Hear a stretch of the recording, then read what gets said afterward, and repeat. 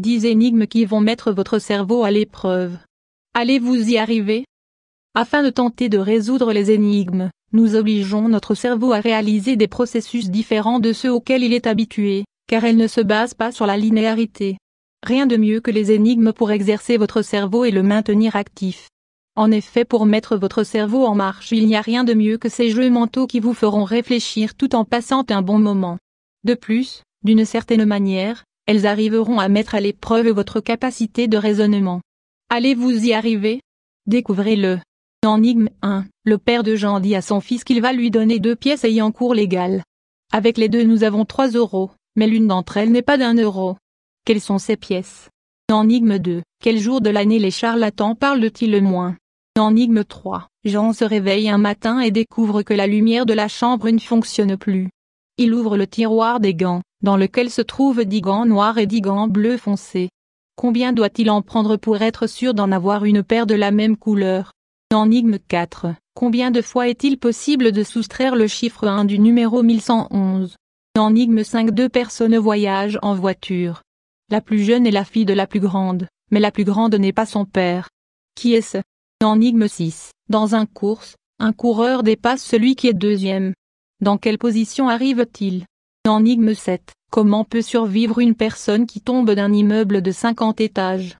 Énigme 8. Une femme achète un perroquet dans une animalerie et le vendeur lui promet qu'il est capable de répéter tout ce qu'il entend. Toutefois, la femme vient rendre l'animal une semaine après car il n'a pas prononcé un seul son, alors qu'elle n'a pas cessé de lui parler. Pourtant, le vendeur ne lui a pas menti. Que s'est-il passé? Énigme 9. Vous conduisez un bus dans lequel 18 personnes montent. À l'arrêt suivant, 5 descendent mais 13 autres montent. En arrivant à l'arrêt suivant, 21 descendent et 4 montent. De quelle couleur sont les yeux du chauffeur? Énigme 10. Un fermier possède 10 lapins, 20 chevaux et 40 cochons. Si nous appelons chevaux les cochons, combien de chevaux possède-t-il? Elles vous ont paru difficiles? Faciles? Combien de bonnes réponses pensez-vous avoir? Voici les solutions pour que vous puissiez vérifier vos réponses et connaître votre score. Réponse 1. Une de 2 euros et une autre d'1 euro. Le père de Jean dit à son fils que l'une d'entre elles n'est pas d'1 euro. Mais l'autre peut en être une. Réponse 2. Le jour où l'on avance d'1 heure au printemps pour s'adapter à l'heure d'été, car c'est le jour de l'année qui a le moins d'heures. Réponse 3. 11.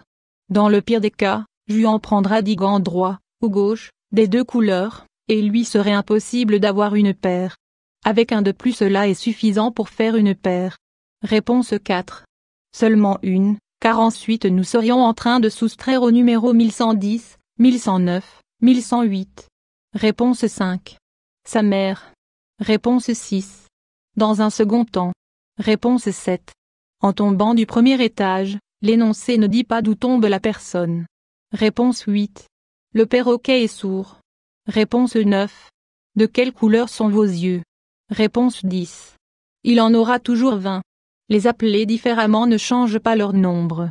Les énigmes permettent aux gens de développer leur pensée latérale. Il s'agit d'un type de pensée qui consiste à résoudre des problèmes d'une manière créative, comme l'a défini Edvard de Bono en 1967.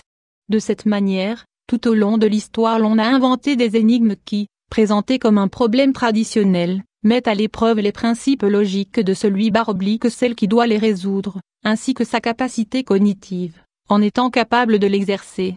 La pensée latérale fait référence à un processus différent de la pensée normale, linéaire ou directe à laquelle nous sommes habitués. Dans la manière traditionnelle de raisonner nous progressons logiquement d'un pas au suivant, tandis que dans la pensée latérale nous devons délibérément abandonner ce processus, ce qui nous obligera à laisser de côté certaines inhibitions. Grâce à cela nous pourrons résoudre les problèmes présentés différemment. De cette manière, nous exercerons notre cerveau en le soumettant à un processus d'exercice différent auquel il n'est pas habitué. Pour cela, les énigmes sont idéales pour entraîner le cerveau et ont des conséquences positives sur la santé.